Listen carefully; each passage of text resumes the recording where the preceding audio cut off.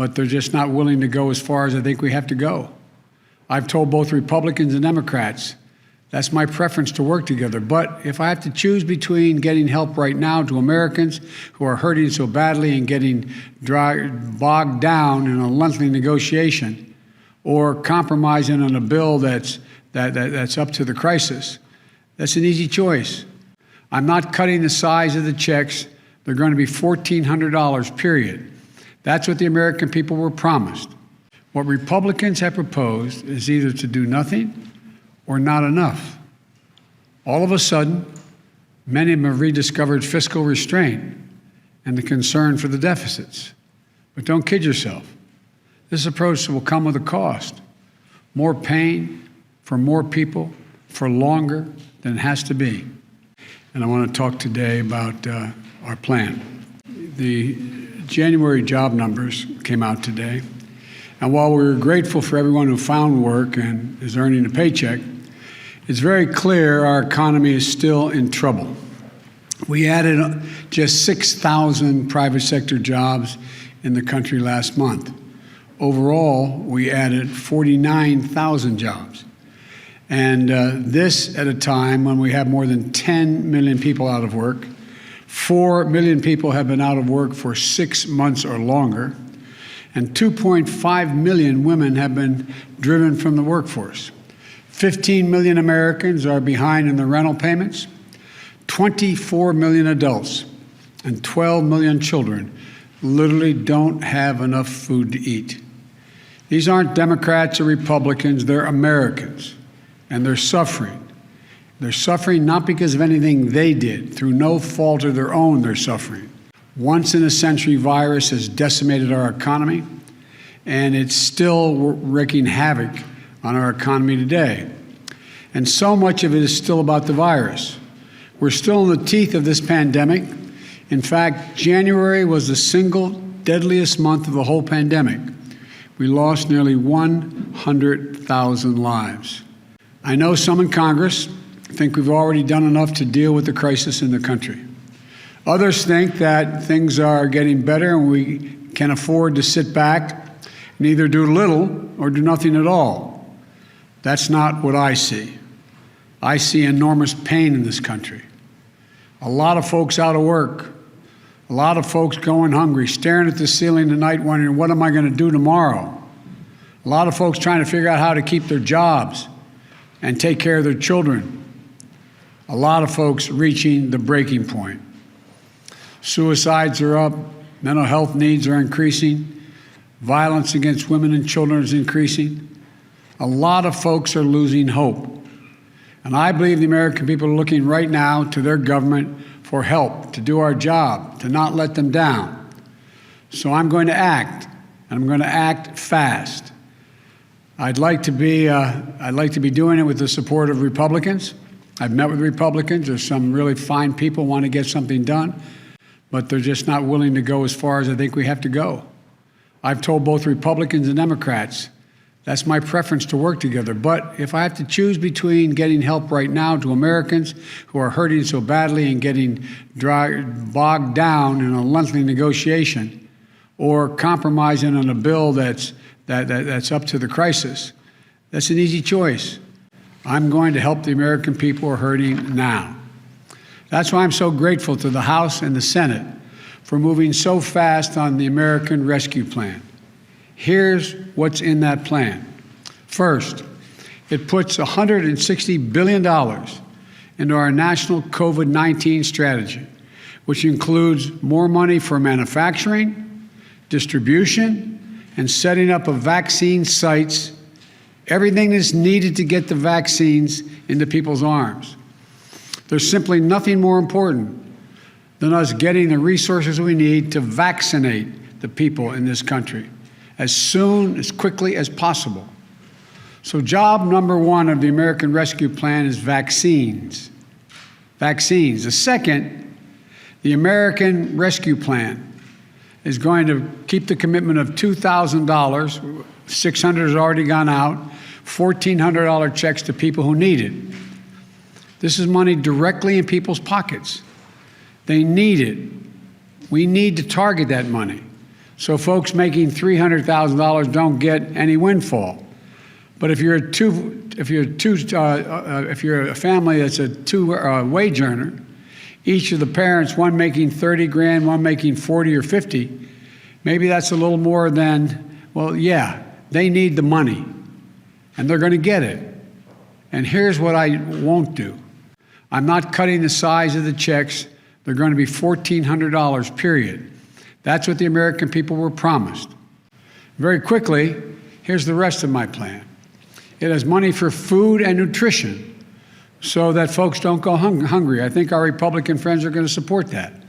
It extends unemployment insurance, which is going to run out on March 13th of this year to the end of September of this year, because we're still going to have high unemployment. It helps small businesses, thousands of whom have had to go out of business. It has money to help folks pay their health insurance. It has rental assistance to keep people in their homes rather than being thrown out on the street. It's got money to help us open our schools safely. It has money for child care, for paid leave. It gets needed resources of state and local governments to prevent layoffs of essential personnel, firefighters, nurses, folks, school teachers, sanitation workers. It raises the minimum wage. It's big and it's bold, and it's a real answer to the crisis we're in. And it's one more thing, and I want to say it very clearly on this, be very clear on this point. It's better economics. It not only addresses the immediate crisis we're in, it's better for the long-term economic health of our nation and our competitiveness. My plan creates more jobs, creates more economic growth, and does more to make us competitive with the rest of the world than any other plan. Don't take my word for it. Just look at what leading economists across the nation have said, and in the world and across the ocean have said. Wall Street investment firm Moody's says, if we pass the American Rescue Plan, it will lead to 4 million more jobs than otherwise would be created. The nonpartisan Brookings Institution has looked at the American Rescue Plan and said the GDP will reach pre-pandemic projections by 2021, meaning we'll have recovered by end of 2021. Much sooner, by the way, than if we do nothing. Look, just this week, the Congressional Budget Office projected that if we don't take action, it would take until the year 2025 to return to full employment. There's also a growing chorus of top economists, right, center, left, that say we should be less focused on the deficit and more focused on the investments we make and can make now in jobs, keeping families out of poverty, and preventing long-term economic damage to our nation. The simple truth is, if we make these investments now, with interest rates at historic lows, we'll generate more growth, higher incomes, a stronger economy, and our nation's finances will be in a stronger position as well. And the payoff won't just be in jobs, but in our global competitiveness as well, because we'll be regaining our economic strength faster. So, the way I see it, the biggest risk is not going too big if we go too small. We've been here before. When this nation hit the Great Recession that Barack and I inherited in 2009, I was asked to lead the effort on the Economic Recovery Act to get it passed. It was a big recovery package, roughly $800 billion. I did everything I could to get it passed, including getting 3 Republicans to change their votes and vote for it. But it wasn't enough. It wasn't quite big enough. It stemmed the crisis, but the recovery could have been faster and even bigger. Today, we need an answer that meets the challenge of this crisis, not one that falls short. And that's the issue facing the country right now. What Republicans have proposed is either to do nothing or not enough. All of a sudden, many of them have rediscovered fiscal restraint and the concern for the deficits. But don't kid yourself. This approach will come with a cost. More pain for more people for longer than it has to be. Secretary Yellen talks about the scarring effect that comes with prolonged economic pain. We see that scarring effect in economic data, but more important, we can see it in the lives of people living with long-term unemployment, living in hunger, at wits' end over how to keep their jobs, take care of their kids. And then she talks about the need to alleviate long-term suffering in the economy.